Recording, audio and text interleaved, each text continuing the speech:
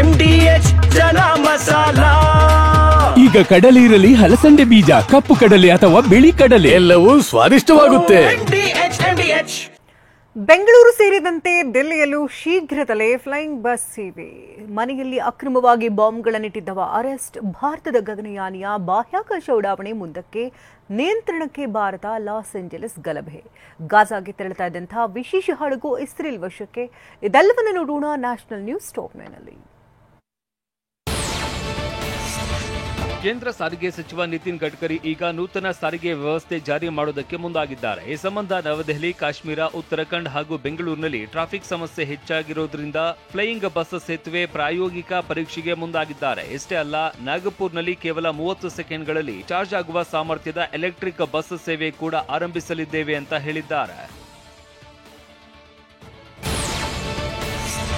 ಆಂಧ್ರಪ್ರದೇಶದ ತಿರುಪತಿ ತಿರುಮಲದಲ್ಲಿ ಈಗ ಭಾರಿ ಬಿಸಿಲು ಇದೆ. ಹೀಗಾಗಿ ಬಾಲಾಜಿಯ ದರ್ಶನಕ್ಕೆ ಬರ್ತಾ ಇರುವ ಭಕ್ತರು ಬಿಸಿಲಿನ ಝಳಕ್ಕೆ ತಡಪಡಿಸ್ತಾ ಇದ್ದಾರೆ.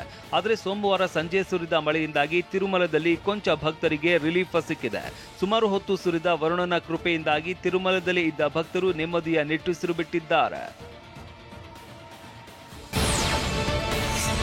ಪಶ್ಚಿಮ ಬಂಗಾಳದಲ್ಲಿ ಮನೆಯಲ್ಲಿ ಅಕ್ರಮವಾಗಿ ಬಾಂಬ್ಗಳನ್ನ ಕೂಡಿಟ್ಟಿದ್ದ ವ್ಯಕ್ತಿಯನ್ನ ಪೊಲೀಸರು ಅರೆಸ್ಟ್ ಮಾಡಿದ್ದಾರೆ. ಬಂಗಾಳದ ಖಾರ್ಗ್ರಾಮ್ ಜಿಲ್ಲೆಯ ಬಕುಲ್ ಶೇಖ್ ಎಂಬ ಆರೋಪಿ ಮನೆಯಲ್ಲಿ ಬಾಂಬ್ಗಳನ್ನ ಶೇಖರಿಸಿಟ್ಟಿದ್ದ. ಈ ಬಗ್ಗೆ ಸಿಕ್ಕ ಮಾಹಿತಿಯನ್ನ ಆಧರಿಸಿ ಬಂಗಾಳ ಪೊಲೀಸರು ಮನೆಯ ಮೇಲೆ ರೇಡ್ ಮಾಡಿ ಬಾಂಬ್ಗಳನ್ನ ವಶಕ್ಕೆ ಪಡೆದು ಆರೋಪಿಯನ್ನ ಅರೆಸ್ಟ್ ಮಾಡಿದ್ದಾರೆ. ನಂತರ ಈ ಬಾಂಬ್ಗಳನ್ನ ಕೂಡ ನಿಷ್ಕ್ರಿಯಗೊಳಿಸಿದ್ದಾರೆ. ಯಾಕೆ ಈಗ ಬಂತ ಸ್ವಾದ? ಖಂಡಿತ ಈಗ ಬಂತು ಅಸಲಿ ಸ್ವಾದ. MDH chunky chaat masala life ಅಲ್ಲಿ ಅಸಲಿ ಸ್ವಾದ ತರುತ್ತೆ. ಅಸಲಿ ಮಸಾಲ. MDH